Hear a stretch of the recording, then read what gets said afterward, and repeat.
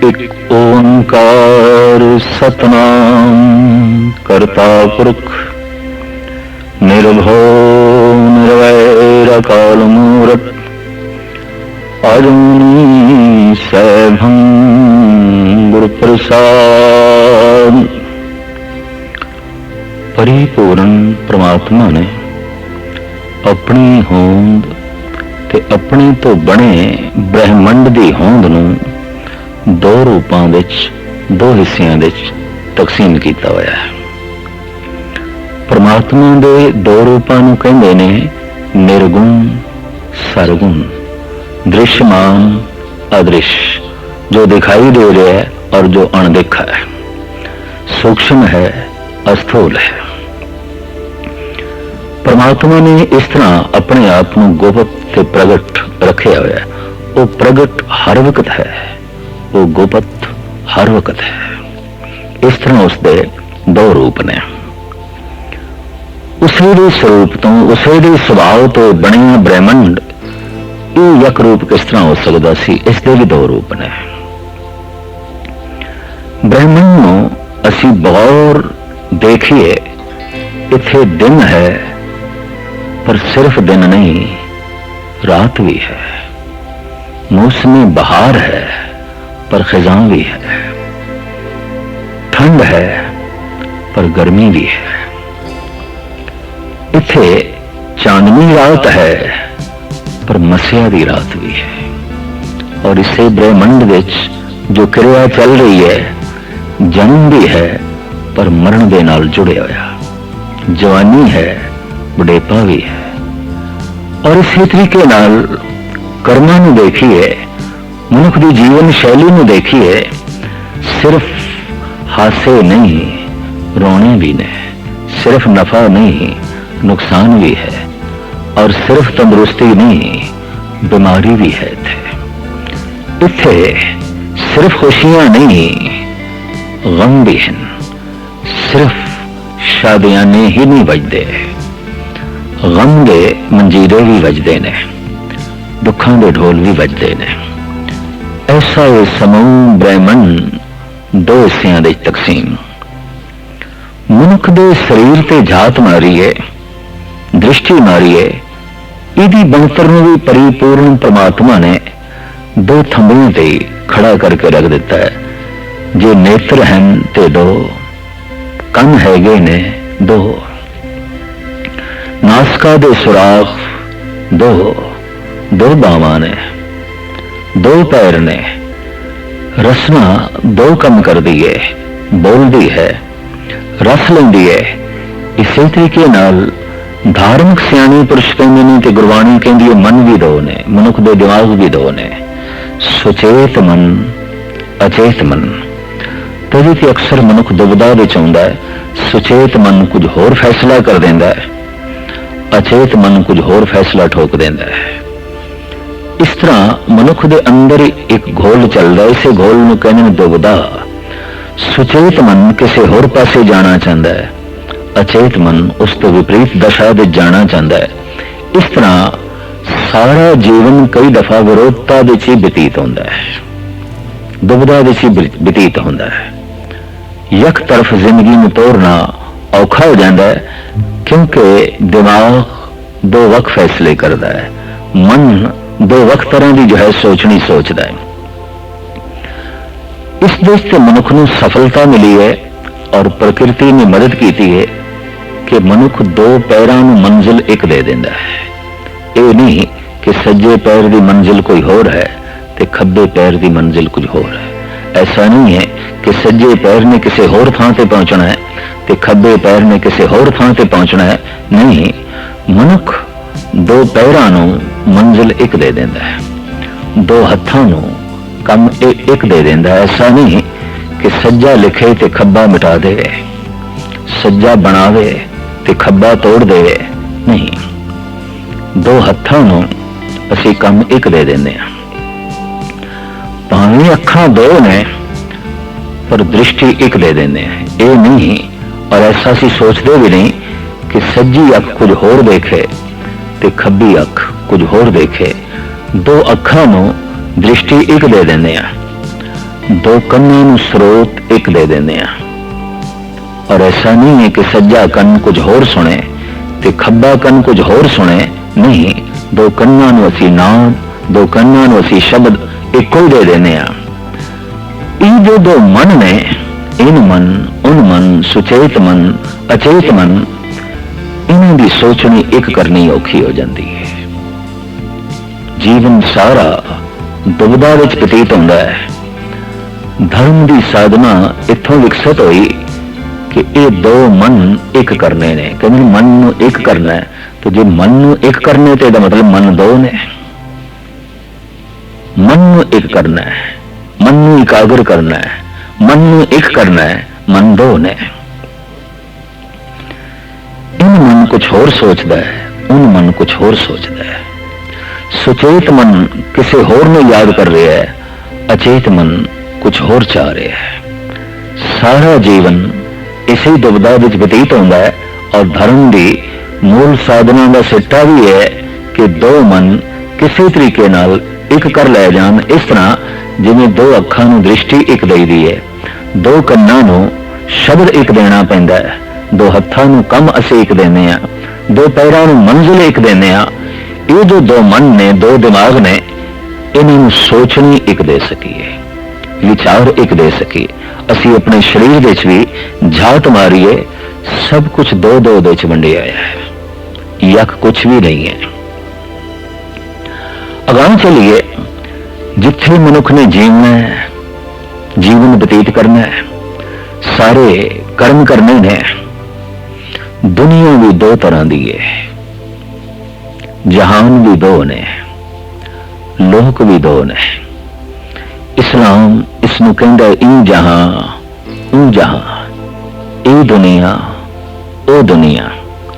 साडे देश का सारे का सारा धार्मिक समाज कहंदा है ए लोक परलोक, ए लोक परलोक, इन जहां ओ जहां। दो जहानां दा मालिक परमात्मा की सिफत तो सलाह करदे हां। अक्सर मुसलमान कह देंदा है हे खुदा तू दो जहाना दा मालिक है। असी भी कह देंदे हां हे परिपूर्ण परमात्मा तू 2 लाख लोकां दा स्वामी है, मालिक है। ए लोक परलोक, परलोक दे पहले अखरी अर्थ करिए परलोक, परे दा लोक। किस तो परे? इंद्रियों की पहुंच तो परे, शरीर की पहुंच तो परे, अखां की दृष्टि तो परे, रसना की कथन शक्ति तो परे, कन्नां की स्रोत तो परे, पैरों की पहुंच तो परे, हत्थां की पकड़ तो परे, और मन की सोच तो परे, विचार तो परे। जिथे तक सोच ना पहुंच सके, दृष्टि ना पहुंच सके, कथनी ना पहुंच सके, पैर ना पहुंच सकन, हाथ ना पहुंच सकन, परलोक। एक तो वो जीवन है जिन्हों कहने ने परलोक, एक वो जीवन है जिसनों कहने ने ए लोक। ए लोक जिस दे पैर गमन करते ने, हाथ कुछ पकड़ते ने, अखां कुछ देखदियां ने, रसना इस लोक बारे कुछ कथन करती है, कन सुनते ने, दिमाग सोचता है। ये गल वखरी है कि ये लोक भी इतना वड्डा है, इतना वड्डा है कि पूरे का पूरा समझना जानना तो जीवना तो कठिन है, फिर भी लोक दिखाई देता है। लोकक जीवन जो बतीत करते हैं, असीं उन्होंने कहने ये पदार्थों के तल ते जी रहे हैं, शरीर के तल ते जी रहे हैं। लोकक जीवन दृश्यमयी है, पर जो लोक का जीवन, ये लोक जो परिपूर्ण परमात्मा ने बनाया है, तो गुरमत कहती इस लोक की निंदा नहीं, निंदो नाही काहू बाते एक खसम का किया। इति परिपूर्ण परमात्मा ने आप बनाया है, इस वास्ते इस लोक की निंदा नहीं, ये जिंदगी उसने आप बनाई है। सारी दुनिया विच अक्सर मनुख ने ऐसा विभाजन किया है, वंड की है। एक ने ऐसा दावा किया कि असी परलोक सवारना है, परलोक दे जीवना चाहते हैं, इस लोक की जिंदगी नहीं चाहिए। पर ऐसा तबका भी होया है जो अक्सर कहता रहा है नहीं जीवन तो इस लोक का ही है। परलोक की होता है? परलोक कल्पनावां तो परे, परलोक सोचने तो परे, परलोक शरीरक पहुंच तो परे। तो जो पहुंच तो परे है, सोच तो परे है, उस बारे कुछ तबके ने बेफिक्री साध ली, बहुत बेफिक्री, और कह देता परलोक महज सुपना है, परलोक महज कल्पना है। पर ऐसा तबका भी पैदा होया जिसने कह देता है लोक महज सुपना है, ये लोक महज कल्पना है और कुछ भी नहीं है। संसार सिर्फ एक माया है, ये जगत एक सुपना है। ऐसा तमाम संत जन कहते हैं। पर ऐसे तमाम संसारिक लोगों ने कह देता परलोक सुपना है, परलोक कल्पना है। विज्ञानिक दृष्टि रखने वाले ने भी कह देता वड्डी तो वड्डी दूरबीन नाल भी परलोक दिखाई तो नहीं देता। और वाकई कोई परलोक जीवन है जिस परलोक का खाका खिंचते ने महापुरुष, कहने ने उत्थे जन्म नहीं है, मरण नहीं है। उस परलोक दे दुख सुख भी नहीं है, दोवें नहीं ने, दो नहीं ने। उस परलोक दे चिंता फिक्र नहीं है, जन्म मरण नहीं है, जवानी बुढ़ेपा नहीं है, तंदुरुस्ती बीमारी नहीं है, हां लाभ नहीं है, ये दो नहीं ने परलोक। तो जब कह रही है दो नहीं ने तो कुछ तार्क कह देने ने है ही नहीं, परलोक है ही नहीं। परलोक महज सुपना है, परलोक मनुख की महज कल्पना है। एक तबका तो यह, दूसरा तबका दावे नाल बुलंद बांग कहता रहा ये लोक सुपना है, ये लोक कल्पना है, ये लोक तुच्छ है, ये लोक कुछ भी नहीं।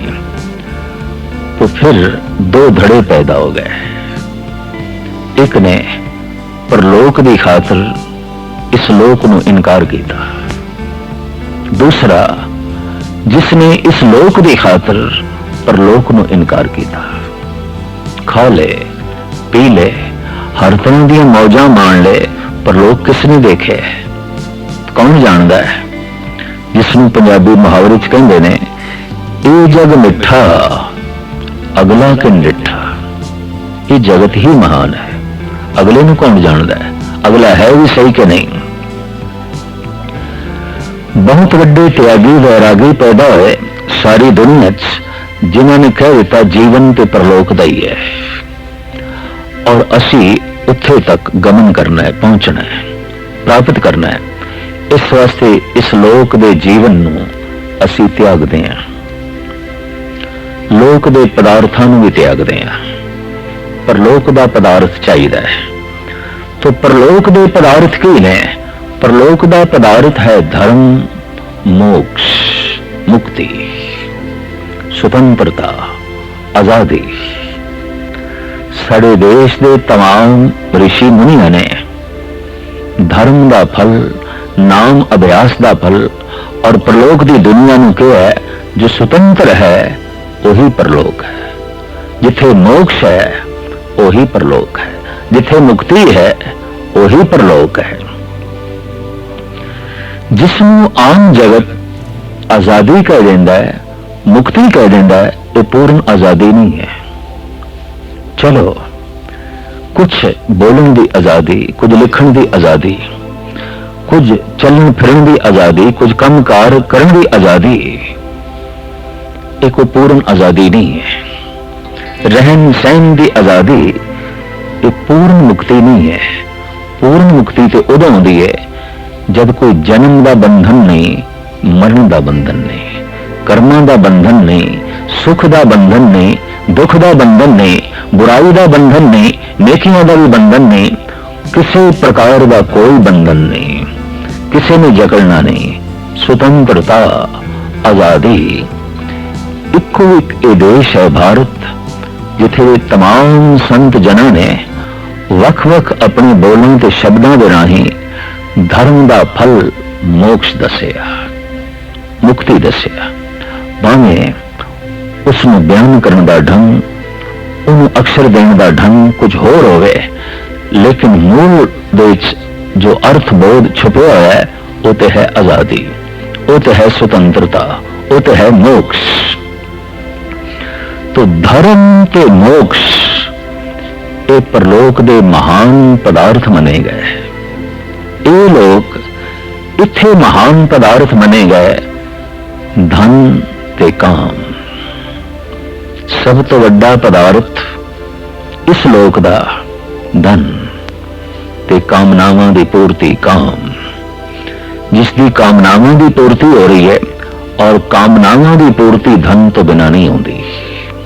कुछ भी कामना है अगर उसनूं मनुख पूर्ण करना चाहता है इस लोक दे विच धन तो बिना नहीं होएगी। काम धन नाल संबंधित हो गया। मोक्ष चाहिदा है परलोक दा, तो धर्म तो बिना परलोक किथे और धर्म तो बिना मोक्ष किथे। मोक्ष धर्म नाल संबंधित हो गई, काम धन नाल संबंधित हो गया। एक ने साफ कह देता धन चाहिए, काम चाहिए, लोक सवारना है, परलोक नहीं चाहिए। परलोक है ही नहीं, परलोक कल्पना है। जैसे प्रथम मुगल सम्राट बाबर का एक बोल, रोजो नो बहारों में वह दिलरुबा खुशस्त, बाबर बऐश कोश के आलम दोबारा नेस्त। खा ले पी ले, हर तरह दिया मौजा मान ले, पर लोग किसने देखे? दूसरे जहान का किसने बोध है? वो है भी सही कि नहीं, किसनों खबर है? हर तरह दिया मौजा मान ले। दूसरा तबका इस लोक दे सुख नहीं चाहिए। नहीं स्वादी भोजन असी कंद मूल खा लवांगे, जंगलों के पत्ते खा लवांगे, घास खा लवांगे, दरियावां का पानी पी लेंगे। नहीं रहन चंगे महल तो पहाड़ों दी कंदरां विच रह जावांगे, वृक्षां थले रह जावांगे। नहीं ने तन ढकन में चंगे वस्त्र तो केले दे पत्तियां नाल तन ढक लवांगे। बोर दी छाल नाल, मिर्ग दी छाल नाल अपना तन ढक लवांगे। ते जे सब कुछ भी नहीं तो कोई गल नहीं, नगन भी रह लवांगे। नहीं चाहिए ये परिवार, नहीं चाहिए ये पदार्थ, नहीं चाहिए ये भोग रस। असी ते परलोक सवारना है। चाहिए धर्म, चाहिए मोक्ष। जिस दे अंदर भी बड़ी प्रबल रूप दे प्राणा च प्यास जागी धर्म ते मोक्ष दी, उन्हें परलोक सवारन का पूर्ण यत्न किया और लोक दी फिक्र छोड़ दी।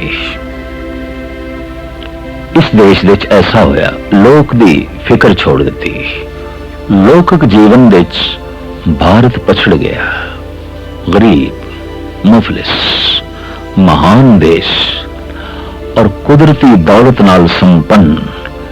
इत्थों दे पहाड़ों विच कोयला है, लोहा है, सोना है, चांदी है, तांबा है। इत्थों दे दरियावां विच 12 मासी पानी है। इत्थों दी जमीन जरखैज, बहुत जरखैज। इत्थों दे मनुखां कोल सोचण शक्ति बड़ी प्रबल, बड़ी गहरी, लेकिन लोक दा त्याग कर दिता, लोक छोड़ देते। इस देश का जो प्रतिभाशाली मनुख सी, इस देश का जो गहर गंभीर मनुख सी, वो पहाड़ों दी कंदरां दे चला गया। वो हिमालय के उत्तरा खंड दे चला गया। वो बियाबान जंगलों दे चला गया। वो गारां ते गुफावां दे जा बैठा। उसने जगत नाल बिल्कुल संबंध तोड़ दिता। यही एक मनुख सी जिस दे राही लोक सवर सकदा सी, लोक खुशियों में वाधा हो सकदा सी और लोकक जीवन संपन्न हो सकदा सी। पर यह छुप गया पहाड़ों दी कंदरावां विच। परलोक सवारन लई धर्म चाहिए, मोक्ष चाहिए। पश्चिमी दुनिया च असीं देखते हैं जो प्रतिभाशाली मनुख सी वो समाज ਦੇ ਵਿੱਚ ਰਿਹਾ और वो लौकिक जीवन बारे सोचता रहा। लौकिक सुख किस तरह ज्यादा तो ज्यादा प्राप्त किए जा सकते हैं, इस पृथ्वी के उत्ते किस ढंग नाल सुखमई जीविया जा सकता है। प्रतिभाशाली मनुखा ने अपना सारा दिमाग, अपनी सारी सोचनी इस देश खर्च कर दी तो विज्ञान का जन्म होया और विज्ञान ने भरपूर सुख लिया दिते, भरपूर सहूलतां लिया दित्तियां। चारों पासे अशरीरक सुख, लौकिक सुख विज्ञान आधारित ने, आश्रित ने, और ये सारे का सारा पश्चिमी देशों की देन उत्थे पैदा होया। देखते हैं एक भी चोटी का संत जिसने धर्म दियां गहराइयां छोया हुए नहीं पैदा होया उत्थे, पर एक भी चोटी का साइंटिस्ट जिसने लौकिक सुख जगत की झोली विच पाए होवन, इस तरह का सिरमौर इत्थे नहीं पैदा होया। एक ने लोक की फिक्र की थी, एक ने परलोक की फिक्र की थी। होया कि पश्चिम अंदरों कंगाल हो गया, बाहरों संपन्न हो गया। भारत बाहरों कंगाल हो गया, अंदरों संपन्न हो गया। अंदर की दौलत वध गई और ऐसी दौलत उसे इंतश करने चो वेद निकले, शास्त्र निकले, उपनिषदां निकलियां और फिर पुराण निकले, स्मृतियां निकलियां, गीता का ज्ञान निकलिया और तरह तरह के होर बौद्धिक तत्व प्रगट हुए। धन गुरु नानक, धन गुरु गोबिंद सिंह जी महाराज दी अजीम रचनावां ये नजर आमते आईयां। लेकिन लौकिक जीवन बड़ा दुखी और काफी सदियों तो ये देश पीड़ित जी रहे। हुण होया की है कि जिथे विज्ञान ने वो सुख दे दिते ने कि मनुख सुखां की चरम सीमा ते पहुंच गया है, तो मोड़ा खादा है पश्चिम ने। अंदर दी कंगालता दिस पई, बेचैनी दिस पई, परेशानी दिस पई, व्याकुलता दिस पई और ये सब कुछ बेमैनी दिस पिया भी। ये सब कुछ अगर मेरी बेचैनी नहीं दूर कर सकती, ये सब कुछ मेरी व्याकुलता नहीं मिटा सकती, तो इस धन में की करा, इस सुंदर कोठी में की करा, इन्हां कारां नूं मैं की करा और इस तरह दीयां होरां ते परियां ते परिवार नूं मैं की करा। घृणा पैदा हो गई, उदासी पैदा हो गई और कुछ उदास होके परलोक की दुनिया की तरफ मुड़े, कुछ उदास होके खुदकशी करने ते मुड़े। अज जितनी आत्महत्या पश्चिमी देशों विच है, उतनी आत्महत्या पूर्वली देशों विच नहीं है। लेकिन हुण पूर्व तो भी एक भुल हो गई है।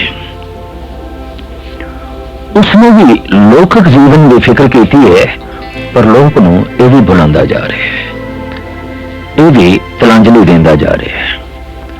और इत्थे भी जितनी शौक नाल विज्ञान पढ़िया जा रहा है, इतनी शौक नाल धर्म नहीं पढ़िया जा रहा।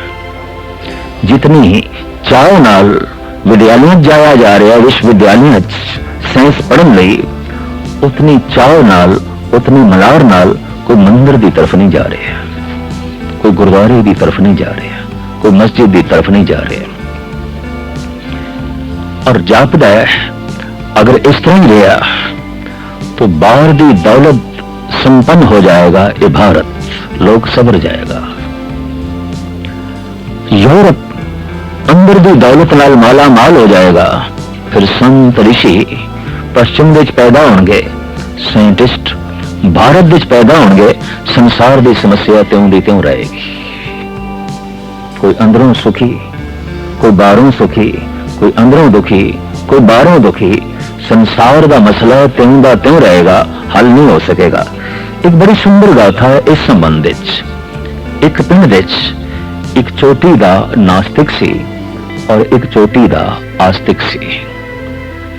दोहां का शुक्रवार के दिन वाद विवाद चलता सी और सुनन नूं सारा पिंड इकट्ठा हुंदा सी और पिंड वासी पूरे शौक नाल आउंदे सन। अज देखते हैं नास्तिक जितदा है कि आस्तिक जितदा है।